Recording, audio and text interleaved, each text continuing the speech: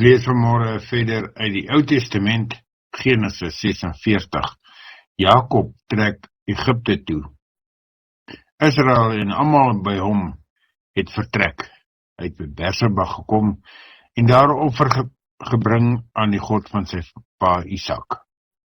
God het die nag met Israel gepraat in 'n visioen en geroep, Jakob, Jakob.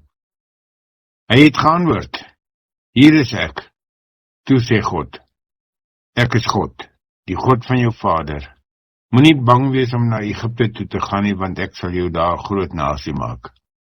Ek gaan saam met jou Egipte toe, en ek sal jou beslis weer laat terugkom hierheen. Wanneer jy sterf, sal Josef jou oë toedruk. Toe Jakob uit Berseba wou vertrek, het die seuns van Israel hulle pa Jakob en hulle kinders en vrouens op die waans laat klim, wat deur die farao gestuur is om op te ry.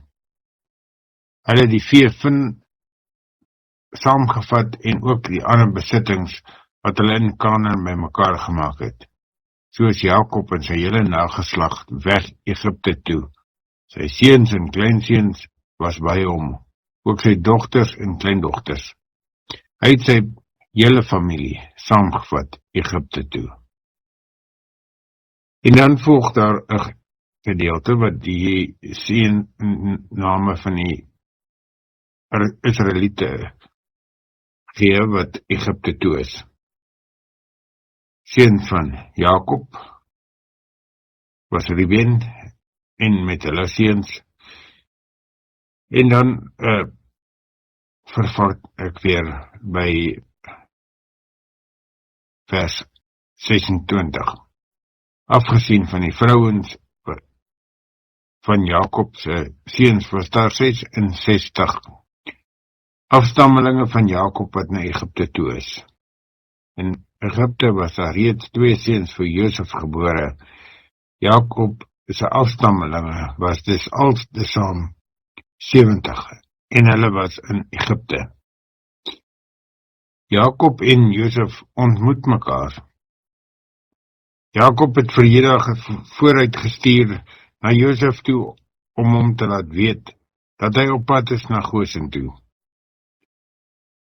Nadat Jakob hulle in Gosen aangekom het, het Josef sy wa laat inspann om sy pa Israel in Gosen te gaan ontmoet.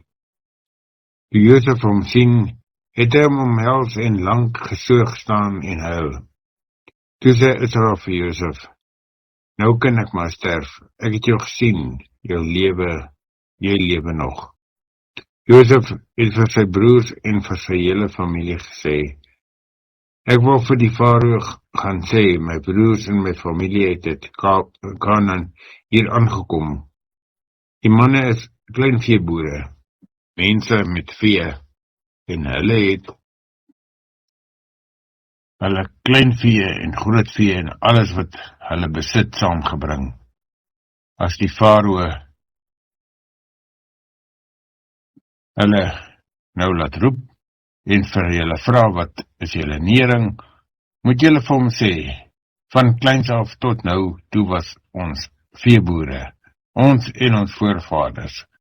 Dan sal hy julle in Gosen laat woon, want die Egiptenaars het 'n afkeer van kleinveeboere. Hierdie gedeelte dan, Genesis 46 in die 83 vertaling. Die aangrypende verhaal van Josef en Jakob, waar ontmoet. Jakob wat dan aftrek Egipte toe. Josef wat natuurlik reeds daar is. En hoe hulle dan mekaar ontmoet. Ja, en 'n blye weersiens. 'n blye weersiens met baie trane, na 'n lang tyd. En so bewerk God baie keer sake wat ons glad nie kan sien nie. Eers as ons terugkyk of miskien as die geslagte later terugkyk, sien ons iets van God se hand.